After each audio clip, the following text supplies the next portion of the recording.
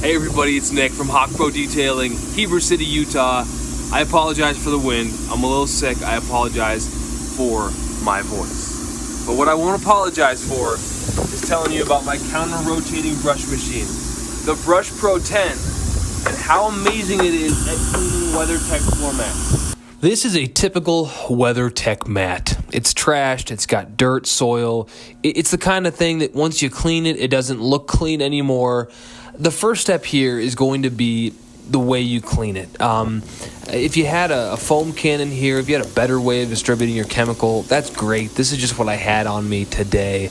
I typically like my 3 ounces of F-Bomb, which is an all-purpose cleaner, 2 ounces of Wipeout, which provides really nice polymers that tend to darken the surface when I'm done. I'm working on that mixture today with kind of a nasty sprayer. But the goal here is let's get as much cleaning detergent on this floor mat as we can. Let's get some suds going because I feel like that generates the foam that just ends up clinging to the panel. And I'm outside here, so I'm just trying to make sure it's not going to dry on the WeatherTech. This is not exactly a science here. I'm just trying to introduce as much moisture as I can, safely of course, just to really saturate the floor mat before cleaning. I like lots of lubrication under there. I want to make sure there can be plenty of cleaning agents that the Brush Pro can work with.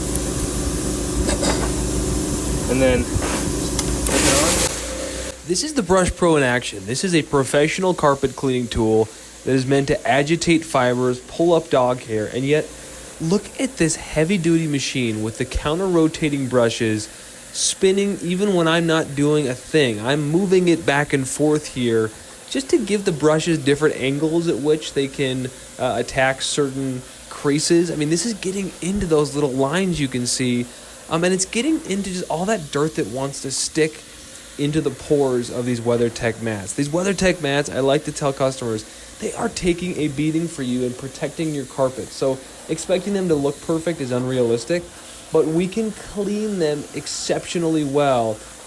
There's more than one way to skin a cat. That's obvious. I like compressed air, and then in this case, it's warm out, so I'm just going to do a hose.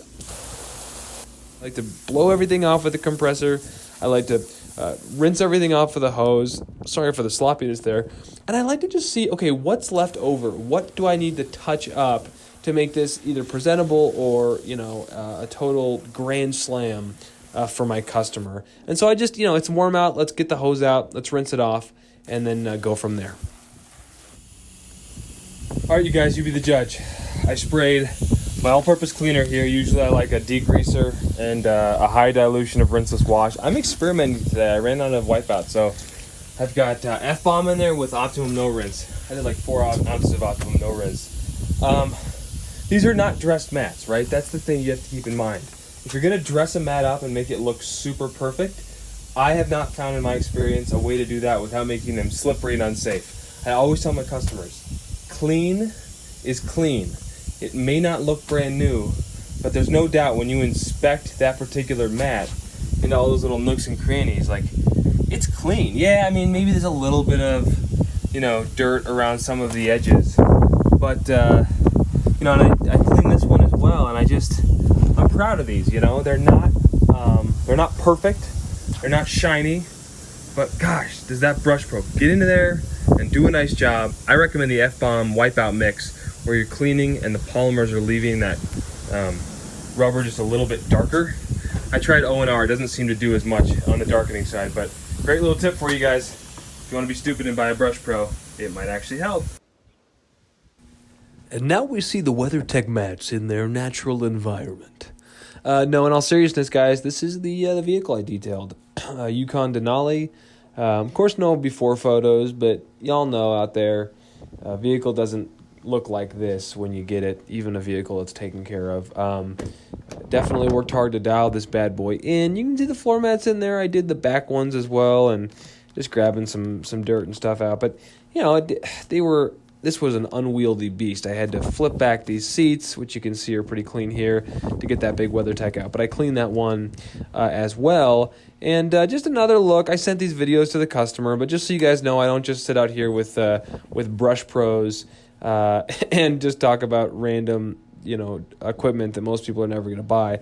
You can see that the mat looked a little faded down there, but like I said, educate the customer, let them know it's clean.